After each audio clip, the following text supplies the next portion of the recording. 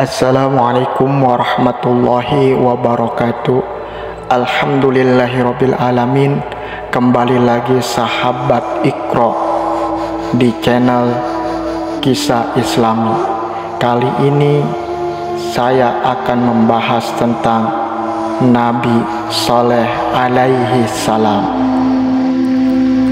Tsamud adalah nama salah satu kabilah Arab Baidah atau Aribah jauh sebelum masa Nabi Ibrahim Al-Khalil alaihissalam. Nama Tsamud diambil dari nama nenek moyang mereka, yaitu Tsamud bin Abir bin Iram bin Sam bin Nuh alaihissalam. Setelah bangsa Ad dimusnahkan oleh Allah Subhanahu wa ta'ala karena kekafiran dan kedurhakaan mereka, Tsamud muncul menggantikan mereka. Kaum Tsamud menetap di daerah Hijr antara Madinah dan Syam ke arah Wadil Qura dan sekitarnya. Sekarang dikenal dengan Madain Salih.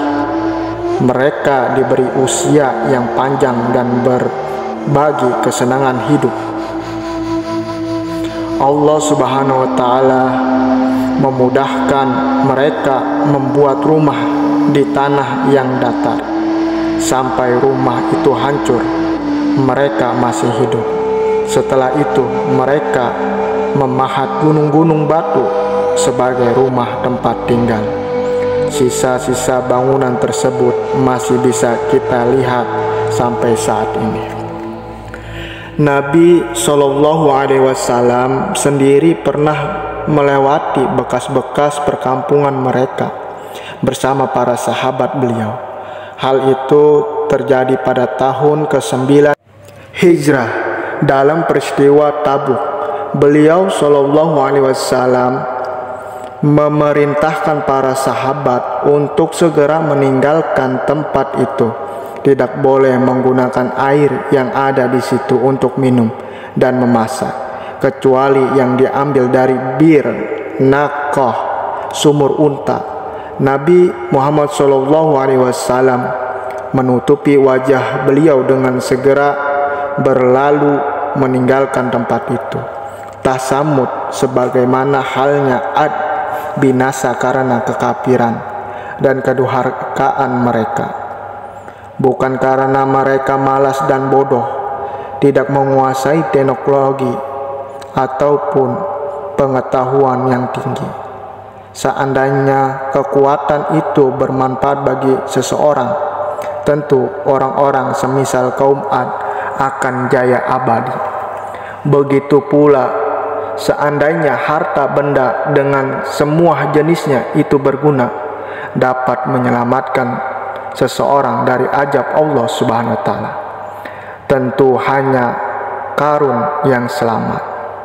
Demikian pula jika kekuasaan itu dapat menyelamatkan seseorang dari siksa Allah, pastilah Fir'aun dapat menyelamatkan dirinya.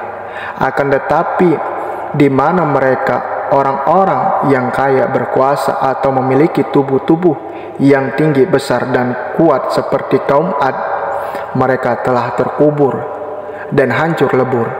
Tidak ada yang dikenang dari mereka selain pelajaran bahwa kekafiran dan kedurhakaan kepada Allah Subhanahu wa ta'ala dan Rasulnya hanya berujung kepada kehinaan dan kehancuran, cepat atau lambat.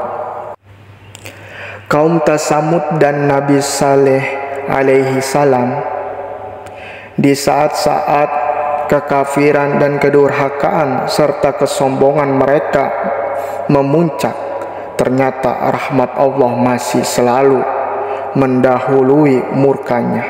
Dengan rahmatnya dia mengutus salah seorang saudara mereka senasab untuk menyampaikan berita gembira dan peringatan kepada mereka. Beliau adalah Saleh bin Ubaid bin Asib bin Masih bin Ubaid bin Hadzir bin Tsamud bin Iram bin Sam bin Nuh alaihissalam. Nabi Saleh tumbuh dalam pengawasan Allah Subhanahu wa ta'ala. Sampai dewasanya, beliau selalu terpelihara dari perilaku yang tercela. Bahkan sebelum beliau diangkat menjadi nabi, buah pikiran dan nasihat beliau selalu diterima oleh masyarakatnya. Tidak jarang dalam berbagai keadaan yang membutuhkan solusi cepat dan tepat, mereka datang kepada Nabi Saleh meminta pendapat dan bimbingan beliau. Kemudian mereka menerapkannya, dan benarlah sebagaimana yang diarahkan oleh Nabi Saleh alaihissalam. Suatu ketika setelah Allah Subhanahu wa taala mengutus beliau sebagai nabi, beliau berkata kepada kaumnya, "Hai kaumku, beribadalah hanya kepada Allah, karena tidak ada sesuatu yang berhak menerima ibadah dalam bentuk apapun selain Allah Subhanahu wa taala." Inilah ucapan pertama yang juga diserukan oleh nabi-nabi sebelum beliau. Nabi Nuh, Nabi Hud alaihissalam, itulah ajaran dakwah pertama yang juga disampaikan oleh baginda Nabi Muhammad SAW dan orang-orang yang mengikuti jejak beliau. Allah Subhanahu wa taala berfirman, وَلَقَدْ بَعَثْنَا فِي كُلِّ أُمَّةٍ رَسُولًا أَنِ اعْبُدُوا اللَّهَ وَاجْتَنِبُوا الطَّاغُوتَ. Dan sesungguhnya kami telah mengutus Rasul pada tiap-tiap umat untuk menyerukan, sembahlah Allah saja dan jauhilah Taugut itu. Surat An-Nahl ayat 36. Itulah inti sari dakwah seluruh nabi dan rasul. Semua menyuarakan agar tidak menyerahkan peribadatan dalam bentuk apapun kepada sesuatu selain Allah Subhanahu wa taala. Inilah intisari makna kalimat tauhid. Tidak ada sesembahan yang hak selain Allah.